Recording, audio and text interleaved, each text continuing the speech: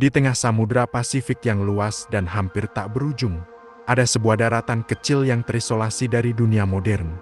Tidak ada gedung tinggi, tidak ada pelabuhan besar. Hanya angin yang berhembus kencang, ombak yang menghantam tebing karang, dan ratusan wajah batu raksasa yang berdiri membisu. Mereka disebut Moai. Dari kejauhan, patung-patung ini terlihat seperti penjaga pulau, diam tegah dan menghadap ke daratan, seolah mereka tidak mengawasi laut, melainkan manusia yang hidup di belakang mereka. Berat sebagian Moai mencapai puluhan ton, yang terbesar bahkan mendekati 80 ton. Tingginya bisa melampaui 2 lantai bangunan. Dan pertanyaannya sederhana, namun mengganggu. Bagaimana mungkin masyarakat kuno, tanpa mesin, tanpa roda, tanpa logam canggih, mampu memahat dan memindahkan raksasa batu seperti ini? Pulau ini dikenal dunia sebagai Pulau Paskah.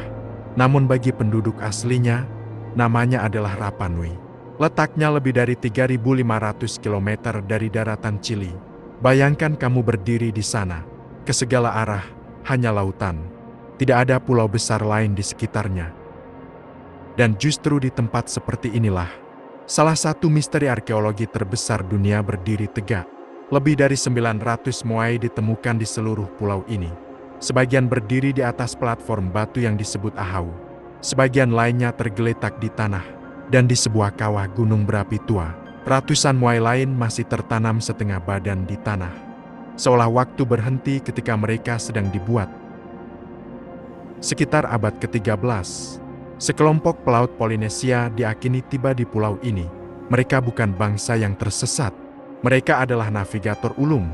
Mereka mampu menempuh ribuan kilometer di atas samudra, terbuka dengan perahu kayu sederhana. Dan ketika mereka tiba di Rapa Nui, pulau ini masih dipenuhi hutan lebat dan kehidupan liar. Mereka membangun pemukiman, dan mereka membentuk struktur sosial dan spiritual. Lalu, pada suatu titik dalam sejarah mereka, pembangunan Moai dimulai. Patung-patung ini diakini sebagai representasi leluhur.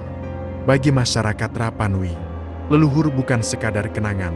Leluhur adalah sumber kekuatan spiritual. Moai dipercaya menyimpan mana, kekuatan suci yang melindungi komunitas mereka. Hampir semua Moai dipahat dari batu vulkanik di kawah Ranoraraku. Bayangkan para pemahat kuno berdiri di dinding gunung berapi. Dengan alat batu sederhana di tangan mereka, mereka memahat wajah demi wajah.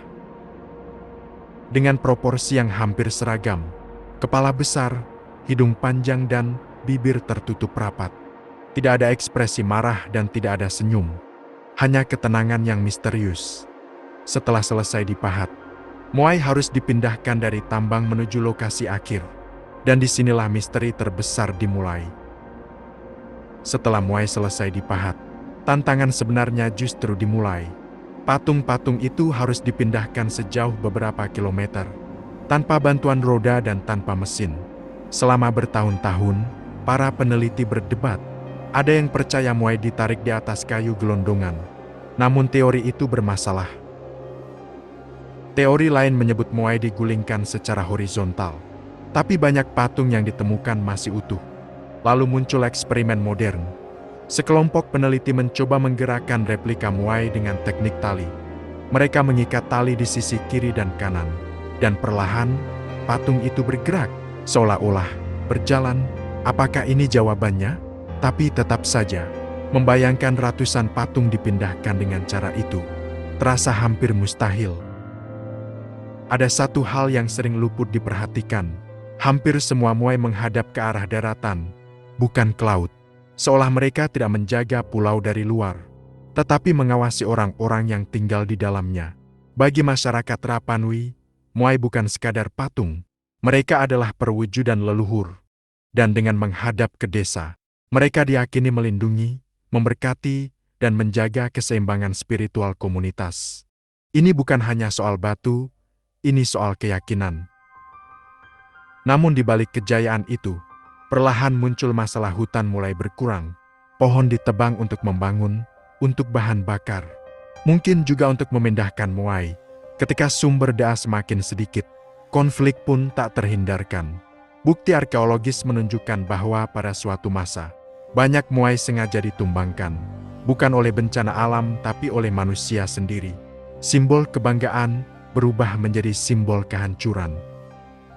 Tentu saja, ketika manusia sulit menerima bahwa masyarakat kuno mampu melakukan hal luar biasa, teori lain pun muncul. Sebagian orang percaya, Muay adalah bukti campur tangan makhluk luar bumi. Namun hingga hari ini, tidak ada bukti ilmiah yang mendukung klaim tersebut. Justru penelitian modern semakin menunjukkan bahwa kecerdasan manusia kuno sering diremehkan. Mungkin misteri ini bukan tentang alien, tapi tentang betapa luar biasanya kemampuan manusia, bahkan tanpa teknologi modern. Hari ini, para arkeolog terus meneliti Muay. Mereka menggali, mengukur, dan menganalisis setiap detail. Setiap penemuan baru membawa jawaban, namun juga pertanyaan baru. Misteri itu belum sepenuhnya hilang. Muay berdiri diam selama berabad-abad. Mereka menyaksikan lahirnya sebuah peradaban dan kejatuhannya. Mereka adalah bukti bahwa manusia mampu menciptakan sesuatu yang luar biasa. Namun juga pengingat bahwa peradaban sebesar apapun bisa runtuh jika keseimbangan hilang. Di tengah kesunyian Pulau Paskah, wajah-wajah batu itu masih menatap daratan. Menurut kamu, apakah Muay benar-benar hasil kecerdasan manusia kuno? Terima kasih sudah menonton sampai akhir. Jangan lupa subscribe agar kamu tidak ketinggalan kisah sejarah berikutnya.